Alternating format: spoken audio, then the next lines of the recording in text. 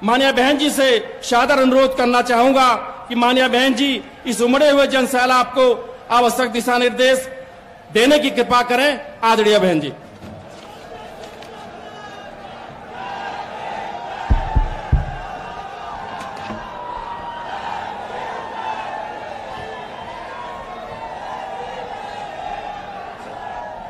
BSP की इस चुनावी जनसभा में इकट्ठा हुए पार्टी के सभी छोटे बड़े पदाधिकारी एवं कार्यकर्तागण,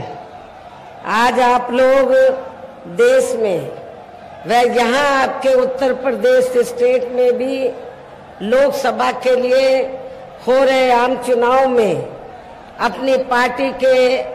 उम्मीदवारों के समर्थन में मुझे सुनने के लिए यहाँ इकट्ठा हुए हैं, तो उसके लिए मैं आप सभी लोगों का हार्दिक दिल से आभार प्रकट करती हूँ। वैसे आप लोगों को ये मालूम है कि हमारी पार्टी कांग्रेस, बीजेपी व अन्य किसी भी विरोधी पार्टी तथा गठबंधन आदि के साथ मिलकर नहीं, बल्कि अकेले ही अपनी पार्टी के बलबूते पर पूरी तैयारी व दमदारी के साथ ये चुनाव लड़ रही है। इसके साथ ही हमने टिकट बंटवारे के मामले में भी सर्व समाज के लोगों को उचित भागीदारी दी है, जिनको कामयाब बनाने के लिए अपनी पार्टी के लोग पूरे जी जान से लगे हैं। हालांकि आज यहाँ आपकी इकट्ठा हुई ये भीड़, वह भीड़ के जोश को भी देखकर अब मुझे भी एक काफी हद तक भरोसा हो गया है कि पिछली बार की तरह इस बार भी आप लोग अपने प्रदेश से या लोकसभा चुनाव में अपनी पार्टी का बेहतर रिजल्ट जरूर लाएंगे। इसके लिए अब मैं आप लोगों का ध्यान कुछ जरूरी बातों की तरफ दिलाना चाहती हूँ,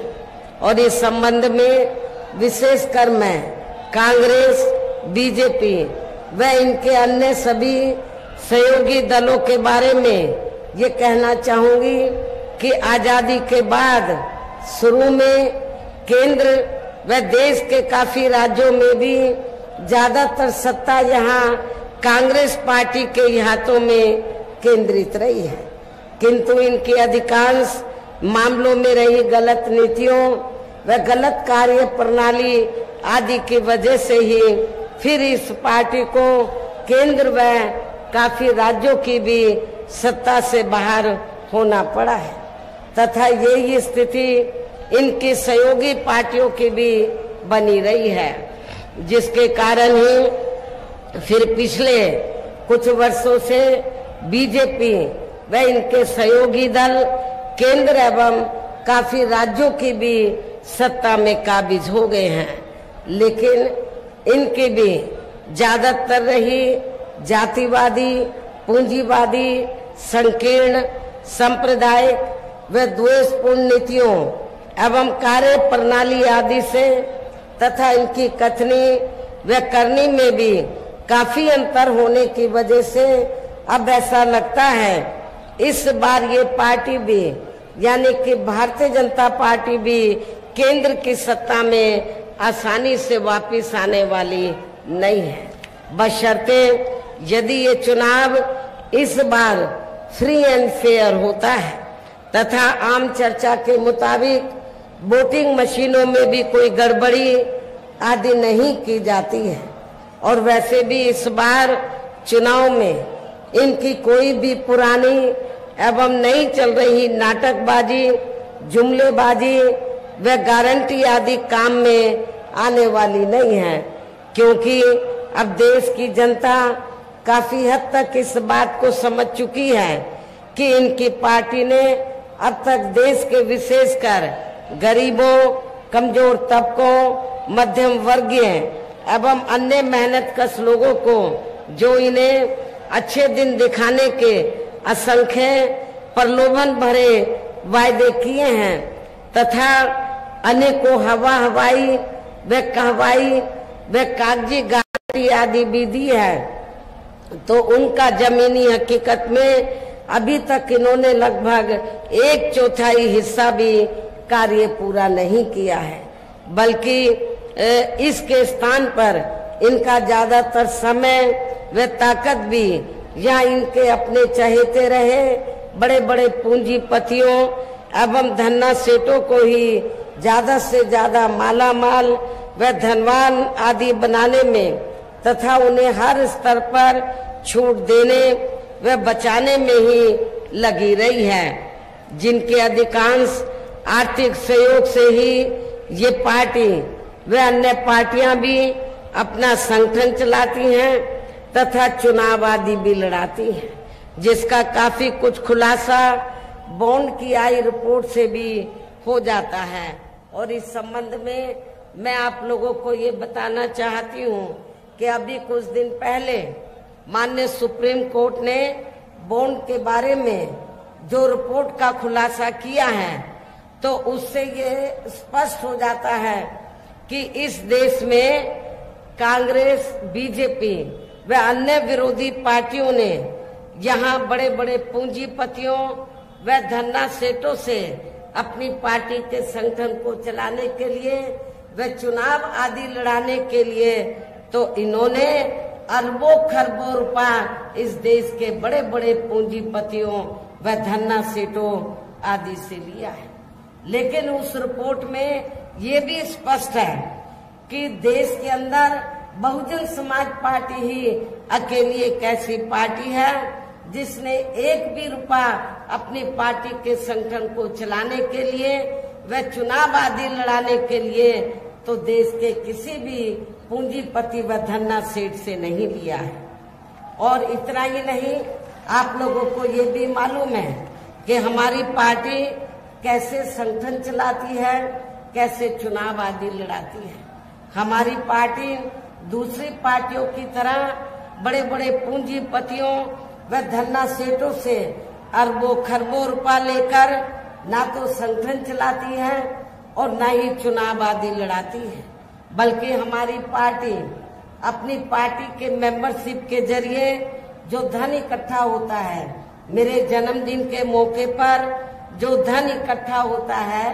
पार्टी के लिए और चुनाव के दौरान भी जो कार्यकर्ताओं से थोड़ा थोड़ा धन इकट्ठा होता है, तो उस धन से हमारी पार्टी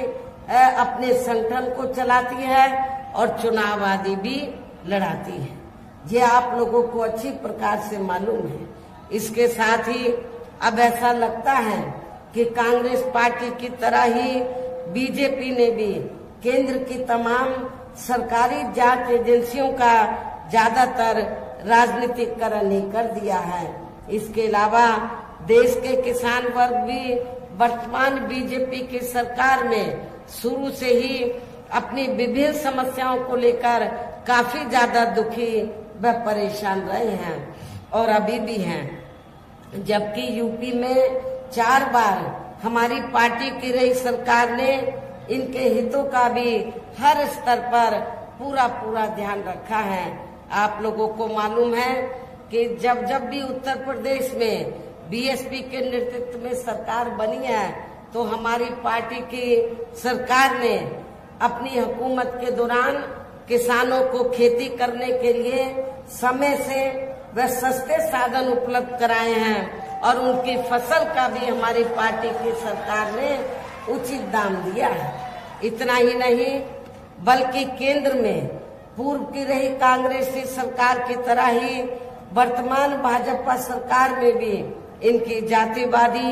हीन, सांप्रदायिक एवं पूंजीवादी सोच व नीतियों के चलते ही पूरे देश में सर्व समाज में से खासकर गरीबों, दलितों, आदिवासियों, पिछड़े वर्गों, मुस्लिम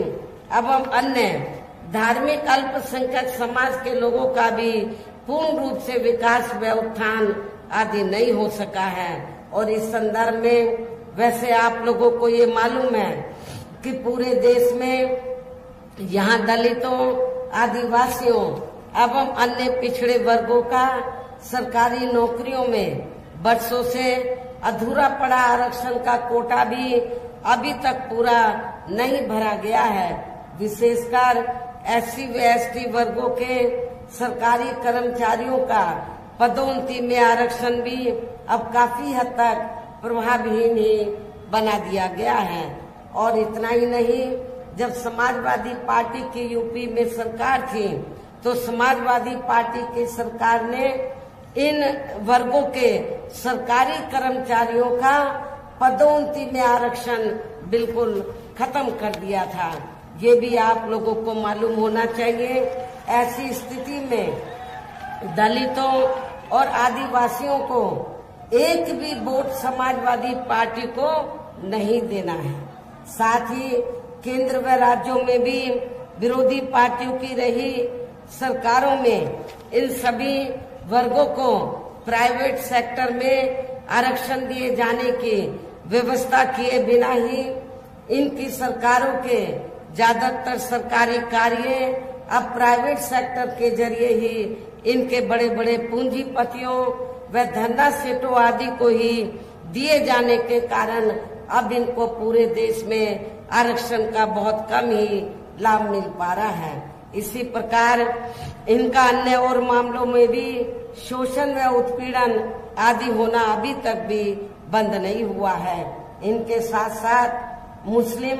व अन्य धार्मिक अल्पसंख्यक समाज के लोगों की भी हालत हर स्तर पर यहाँ काफी ज्यादा खराब व दयनीय बनी हुई है, जिसका काफी कुछ खुलासा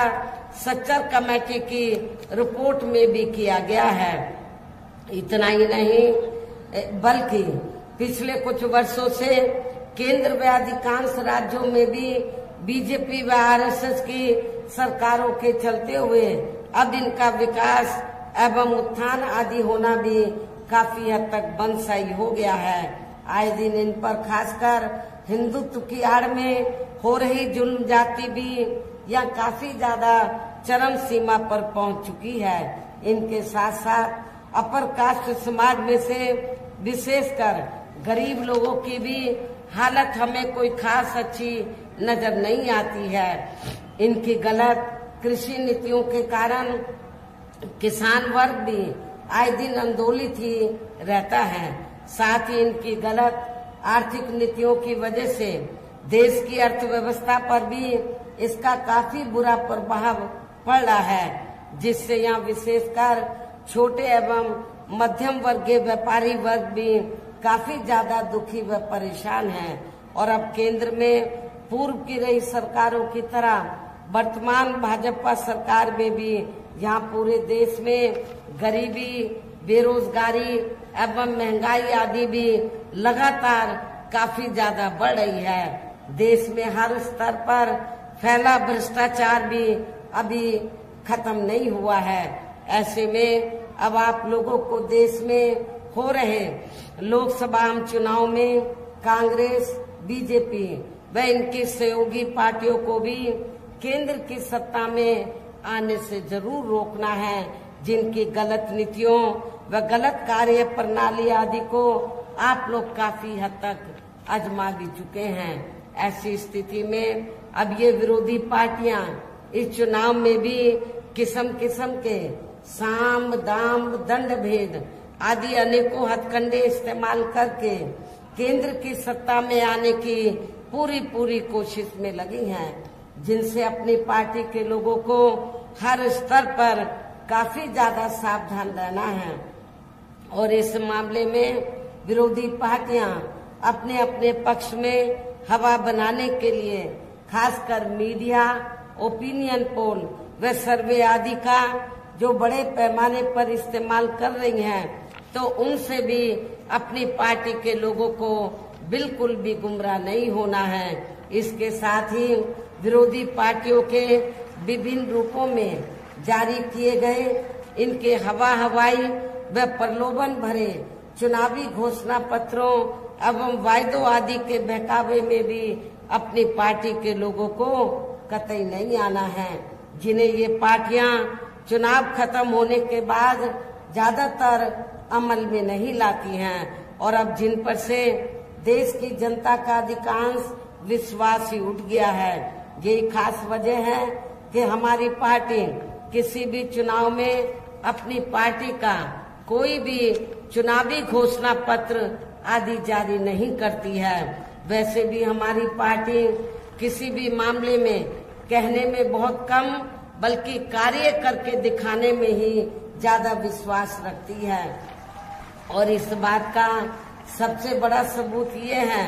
कि उत्तर प्रदेश में 4 बार हमारी पार्टी के नेतृत्व में रही सरकार ने चुनाव में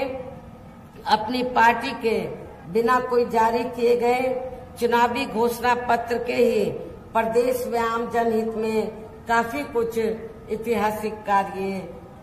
करके दिखाए हैं, जिनकी अब देश में अधिकांश पार्टियों की सरकारें काफी नकल भी कर रही हैं। जबकि इस मामले में हमारी पार्टी का ये कहना है कि यदि इन पार्टियों के स्थान पर केंद्र में हमें अपनी पार्टी की सरकार बनाने का मौका मिलता है तो तब फिर हमारी पार्टी की बनी सरकार केंद्र में यहाँ तक रही सभी विरोधी पार्टियों की सरकारों की तरह केवल हवाई व कागजी कार्य आदि नहीं करेगी, बल्कि उत्तर प्रदेश की तरह ही जमीनी हकीकत में ठोस कार्य करके दिखाएगी।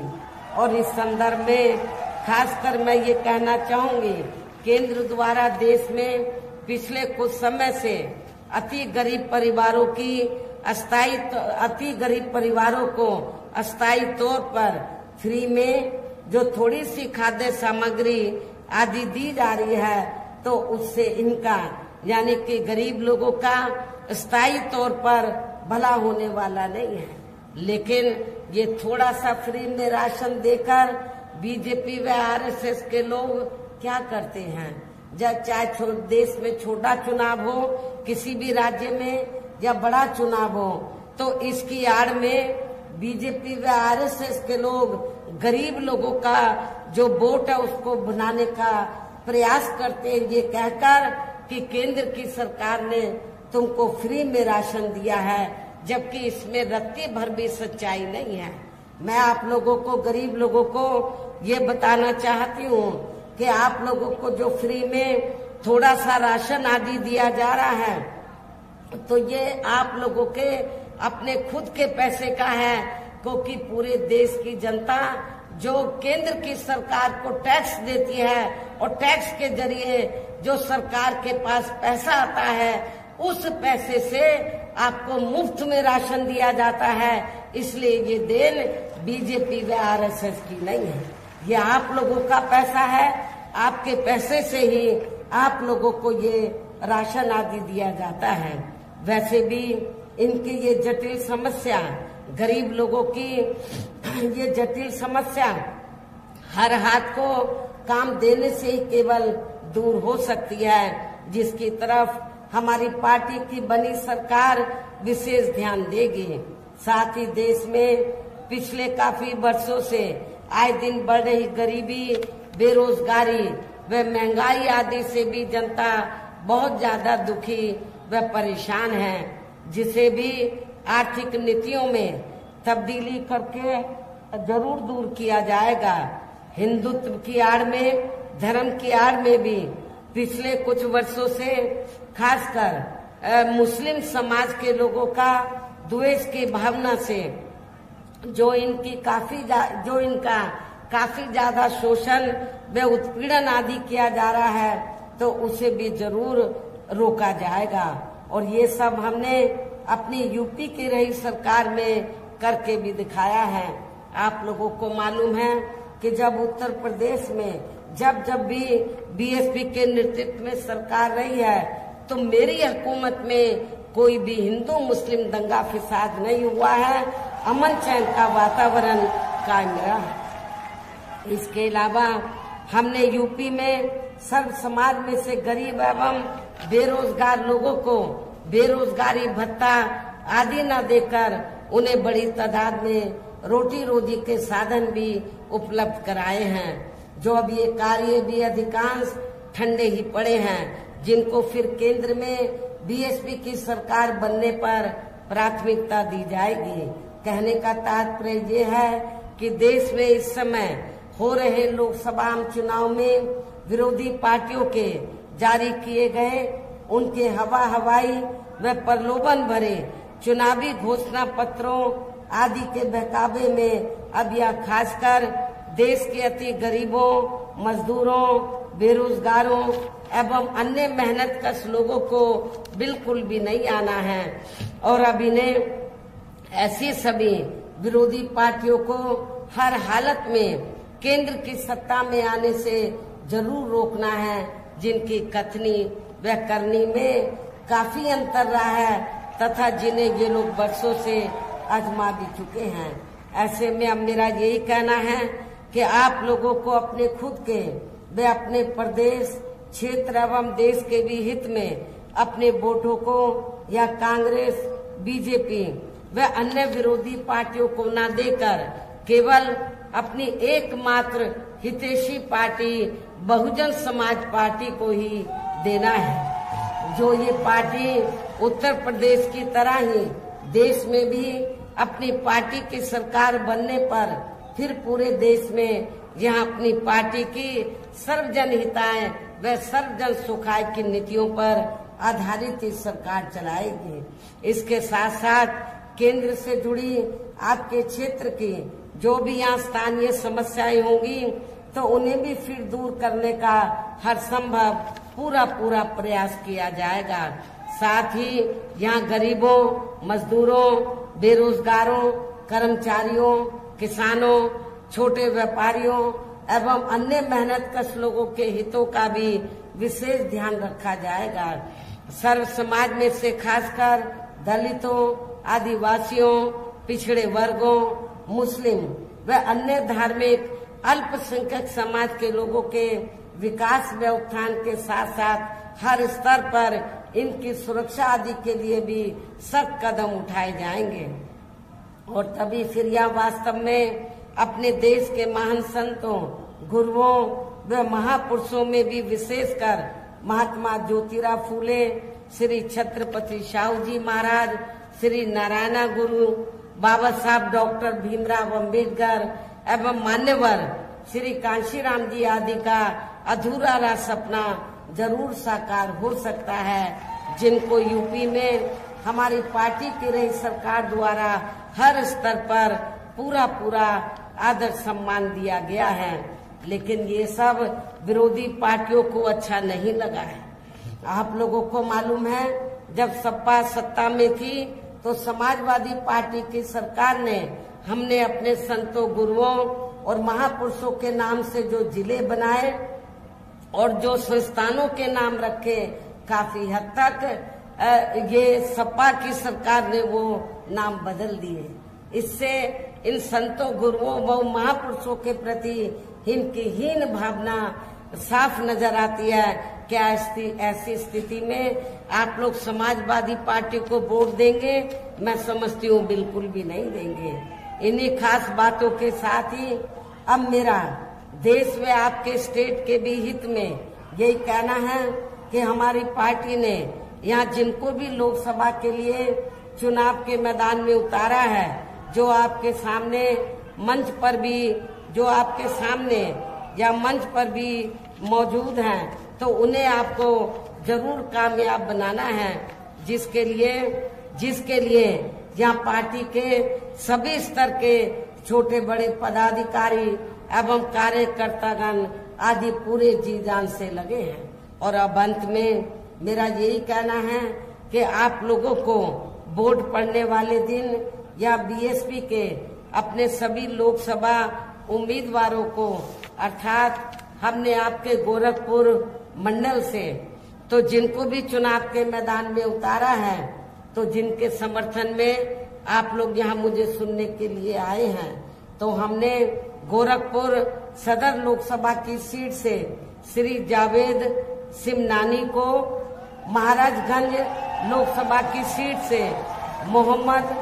मौसमे आलम को, बांसगांव सुरक्षित लोकसभा की सीट से डॉक्टर राम समुज को, कुशीनगर लोकसभा की सीट से श्री शुभ नारायण चौहान को देवरिया लोकसभा की सीट से श्री संदेश यादव उर्फ मिस्टर को हमने चुनाव के मैदान में उतारा है। तो मेरा आप लोगों से यही कहना है कि बहुजन समाज पार्टी के इन सभी प्रत्याशियों को बीएसपी का जो चुनाव चिन्ह हाथी है, हाथी चुनाव चिन्ह के सामने वाले बटन को दबाकर इनको जरूर आप लोगों को कामयाब बनाना है, इनको पार्लियामेंट में जिताकर जरूर भेजना है। इस खास अपील के साथ ही अब मैं अपनी बात यही समाप्त करती हूँ। जय भीम, जय भारत।